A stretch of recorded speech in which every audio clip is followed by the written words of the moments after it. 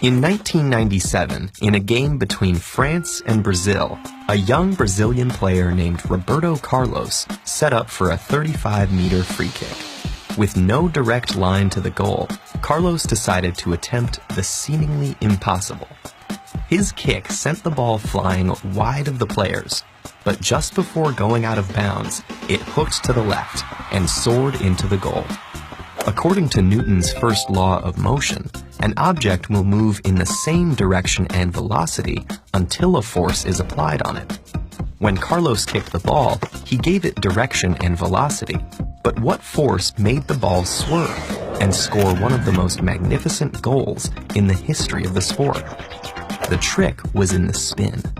Carlos placed his kick at the lower right corner of the ball, sending it high and to the right, but also rotating around its axis.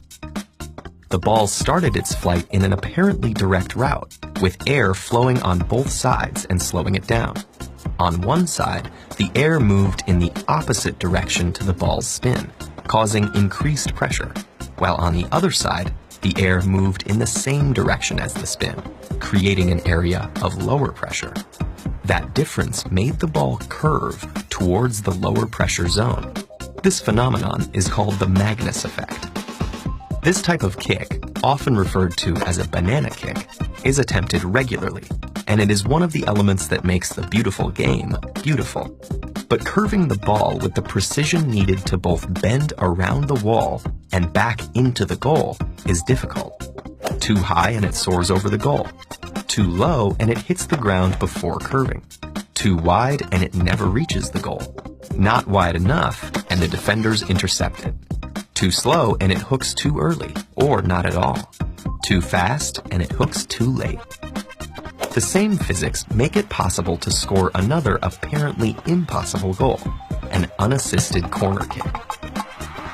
The Magnus effect was first documented by Sir Isaac Newton after he noticed it while playing a game of tennis back in 1670. It also applies to golf balls, frisbees, and baseballs. In every case, the same thing happens.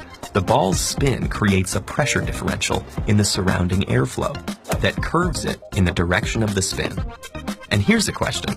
Could you theoretically kick a ball hard enough to make it boomerang all the way around back to you?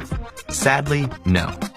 Even if the ball didn't disintegrate on impact or hit any obstacles, as the air slowed it, the angle of its deflection would increase, causing it to spiral into smaller and smaller circles until finally stopping.